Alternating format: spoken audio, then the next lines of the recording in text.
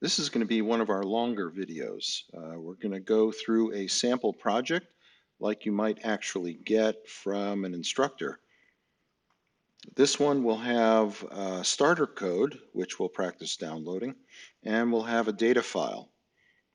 We'll also be looking at a number of other things, practice running the programs, dealing with terminals, and also looking at our first example of running our student program, our project, in a terminal and making use of a data file.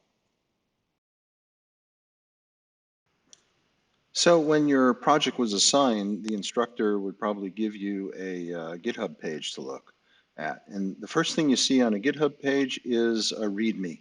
So that file readme.md, that's what you're seeing down there. Now, I'm also pointing out that you've got a data file and some starter code. So let's get started on the project. First, this window is just too big. I'm going to make some room on screen. Here's your class folder, and there's first project, which we did a few days ago. Let's double click on the create project and call this one sample underscore project. Hit return, return again.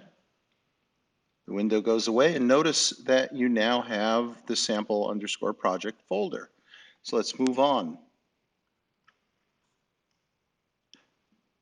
Now we need to go into the terminal, and when you first start up, you're in your home directory, and your project folder, we told you to make it in your home directory. So cd space, and the name of your projects folder, that's CSC 1810.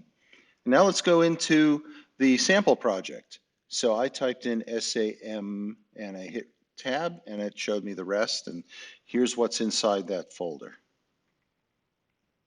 Okay, now triple click here and copy.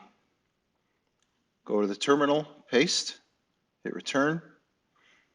And that downloaded the sample code, which was also named main.cpp. So it got automatically renamed to main.cpp.1. Now what we want to do is copy that over, or move MV, move it over the original main.cpp. So MV space main.cpp.1 space main.cpp. And that eliminated the old one. And now you've got things named correctly. Triple click here. Let's get the data file. Paste, hit return. And now you have the data file. You can confirm that. You see the data file and also just one file, main.cpp. So since you're already in the terminal, why not start code right now from the terminal, say CODE space, and just a few letters of the project file, PROJ, and I hit tab, hit return, and there we are. Now double click on the left-hand side, double click on main.cpp. And this is a program that's just going to read input and type out exactly what it gets. So I'm building now. I just hit F5. Terminal comes up. There's the instructions printed by the program. So when you want to exit this program, press the Control key and the D key at the same time.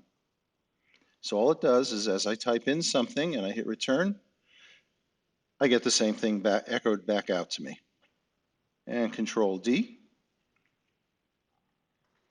Okay. Let's run the program from the command line directly inside Visual Studio Code. Now I hit any key there, and it's replaced with an actual terminal, the equivalent of terminal, but it's all inside code. So doing a listing of the directory, you see that it's exactly the same as in the web page. And now let's run the program by saying ./a.out. And look, it's working exactly the same way. And to end it, you do the exact same hold down the control key and the D key at the same time. So let's use the data file now. We're going to do something called redirection. So it's /a.out and the less than sign, that's the redirect input sign from the data file. Hit return, and it read from the file instead of waiting for you at the keyboard. And that way your instructor can give you data to work with, and it will just work right.